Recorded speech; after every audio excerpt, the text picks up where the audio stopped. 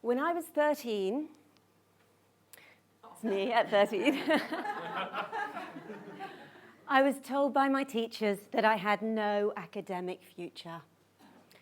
From a traditional and privileged background, attending a prestigious and fee-paying school in Liverpool, I was performing poorly and was generally uninterested in academia. I was more interested in boys and makeup. But that was okay, as my parents were sure that, like my mother and grandmother before me, my education was simply a way of passing time until I married a suitable man who would then take care of me.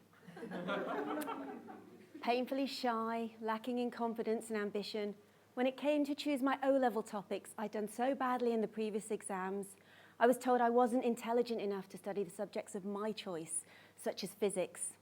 I would be lucky to pass maths and should focus on more practical subjects such as cookery and needlework, as these would be most useful for me in the future. I know.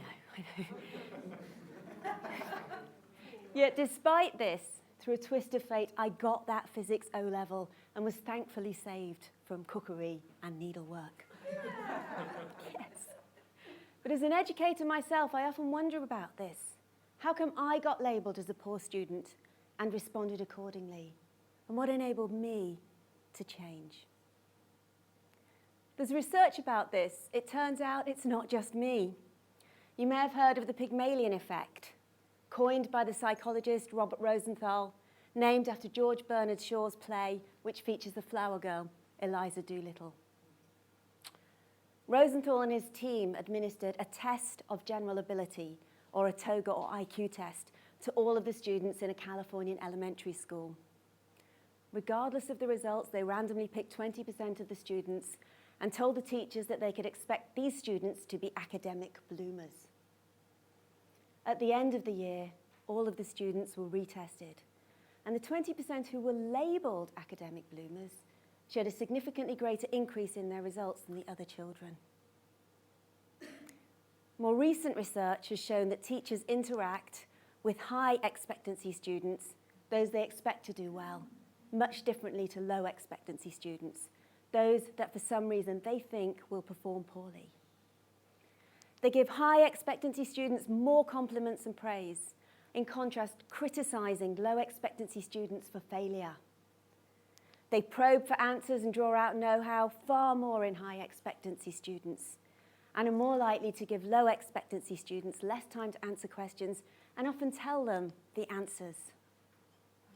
High expectancy students are generally given more feedback and attention, whilst low expectancy students are often overlooked, placed further away from the teacher at the back of the room, and receive less feedback and eye contact. When a high expectancy student performs badly in an assignment, the teacher treats it as a one-off, assumes they'll perform well in the next assignment and treats them as such, as we can see here.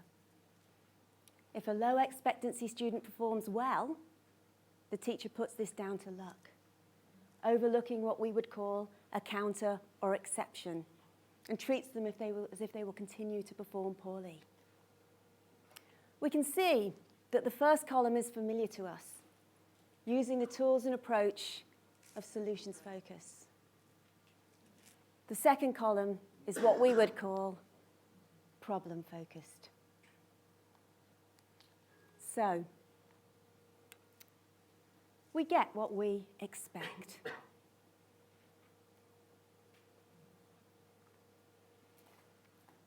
In addition to how we're treated, context we know plays a significant role. Infamously, in 1971, Philip Zimbardo created an experiment that looked at the role of becoming a prisoner or prison guard. He set up a mock prison in the basement of Stanford University's psychology department, and then selected 24 undergraduate students to play the role of both prisoner and guard. Those selected had no criminal backgrounds, psychological issues, or major medical conditions. The 24 volunteers were then randomly assigned to either the prison group or the guard group. The experiment was scheduled to last for 14 days. However, it had to be stopped after just 6 days. While the prisoners and guards were allowed to interact in any way they wanted, the interactions were generally hostile and even dehumanizing. The guards were aggressive and abusive towards the prisoners, while the prisoners became passive and depressed. Even the researchers themselves began to lose sight of the reality of the situation. Zimbardo, who acted as the prison warden, overlooked the abusive behavior of the guards until another researcher raised concerns. We've seen plenty of pictures like this in the press recently. It doesn't matter who you think you are. When you're put in a given context with strong expectations, you'll start behaving in a stereotypical way. Guards or prisoners, therapists or clients, business class or economy. We know what to do without being told. So context can play a powerful part in how we interact and behave. Yet we are not actual prisoners of our past. We can change contexts, shift and reframe them, and be aware of their power and mitigate this in all sorts of creative ways. And here are a couple of cases from our work which demonstrate this. We were training employment advisors, people responsible for helping the unemployed get back to work. And I was sitting in on a session with a new advisor, and he was interviewing Julie. Julie was over 65, and I'd been told that not only was she rather old for the employment market, she was also stubborn, uncooperative, and that even when the advisors managed to get her an interview, which wasn't very often, she performed poorly, providing short and uninformative answers. All of this supported their view that she was unsuitable and unlikely to be employed in the near future. For the first 5 minutes, I listened to the advisor ask, "How many jobs have you applied for since last time? How can you improve your CV? Do you really want to work?"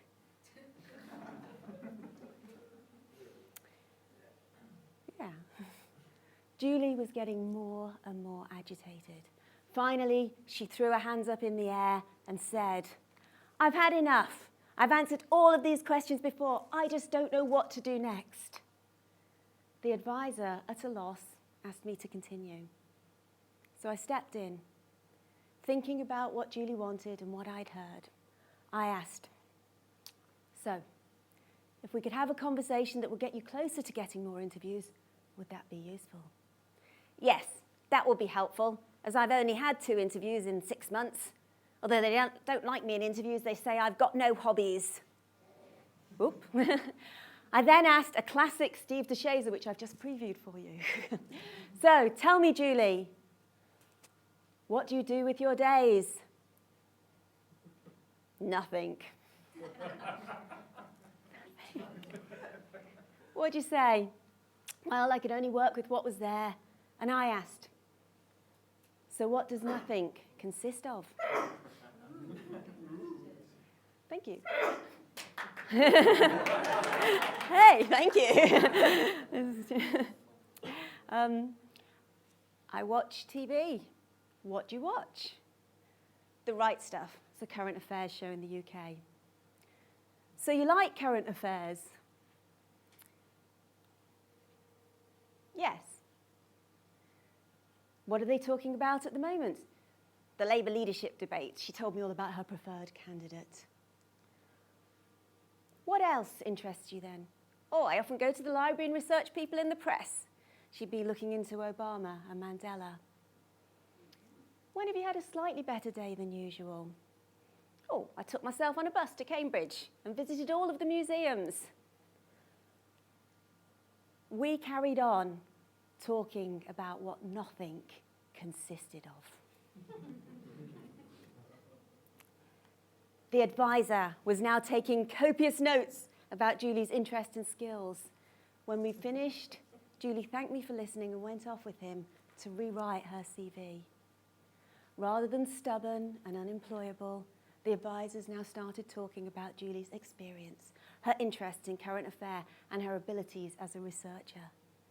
Within a week, they'd arranged 2 interviews for her.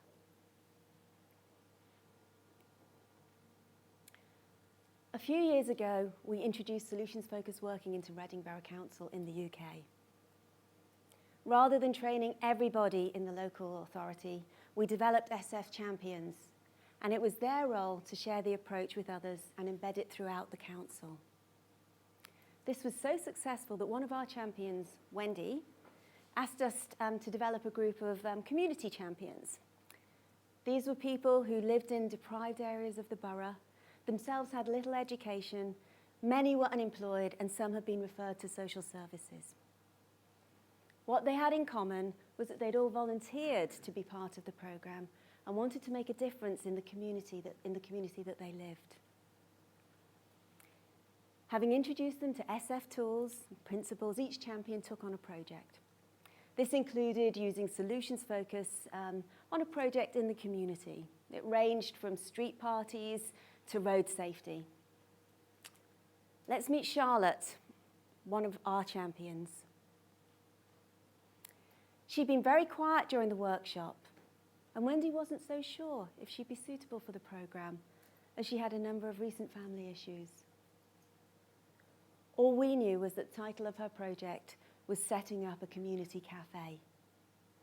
What we didn't know is what she shared with us when Paul interviewed her about this. My name's Charlotte Lambourne and I'm a solutions-focused community champion in Reading. I've got 2 projects, one's personal and one is in the community. My personal project is keeping my house tidy because I nearly lost my children to social services because of the state my house got into. And I'm using solutions focused as a way of looking at what I have done to keep the house tidy and the small steps I need to take to keep it tidy. How's that going? That's going really well actually. My house is not quite spotless but definitely tidier than it used to be. What's changed? It's tidy. I spend time doing housework now instead of sleeping. And the result of that? The house is tidy. My children can have friends over. My children are allowed to live in my house now, which is obviously a major, major point for me. And the other project? My community project is St John and St Stephen's Community Cafe, which is based in a church in East Reading, and we are trying to develop it to become busier and the hub of the community, I suppose, where people can come and share information and ideas, learn skills, and just have a laugh and a chit-chat with friends over a cup of tea or coffee. Fair trade, of course. And what the project is about there? Recently we organised a big party for the royal wedding, which was attended by about 35 people. We followed the service by printing off the order of service from the internet and joined in with the hymns and the prayers, followed by a wedding buffet and everybody dressed up in their wedding finery. And how's solution-focused ideas and tools helping you with these projects? We're looking at what we have done rather than what we haven't done and learning to take it one step at a time instead of trying to achieve everything in 1 week, because that's not going to happen. And what difference is that making for you? I feel more positive. I can see now what we have done as a community cafe as opposed to what we haven't done. So it's making us feel a lot more positive about the whole experience.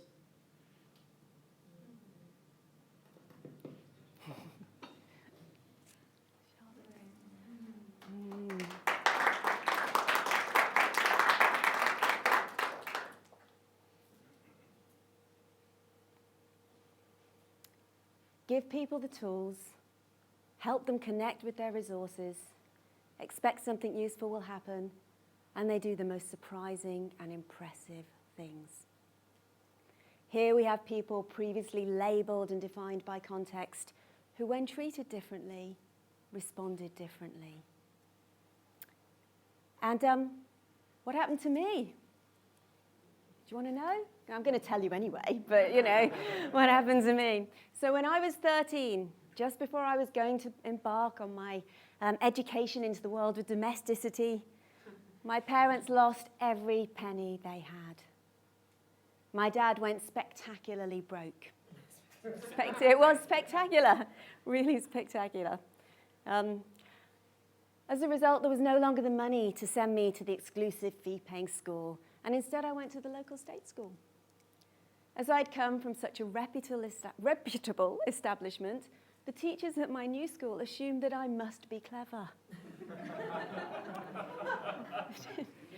They allowed me to choose the subjects I wanted, which included physics, and put me in the top sets for everything. I responded by meeting their expectations in most areas. I got my O-levels, A-levels, an undergraduate degree, and here I am at the age of 22, graduating from the London School of Economics, one of the top universities in the UK, with a master's degree in industrial relations and human resource management. Thank you. The rest, as they say, is history. We often talk about how much money we've saved our clients or how much we've increased their profits and efficiency. Yet it goes way beyond this. What we as coaches, educators, and leaders do and how we do it matters. It makes a difference. How many Julies and how many Charlottes have you met? How many more are out there? Which labels and which contexts can you change? Thank you.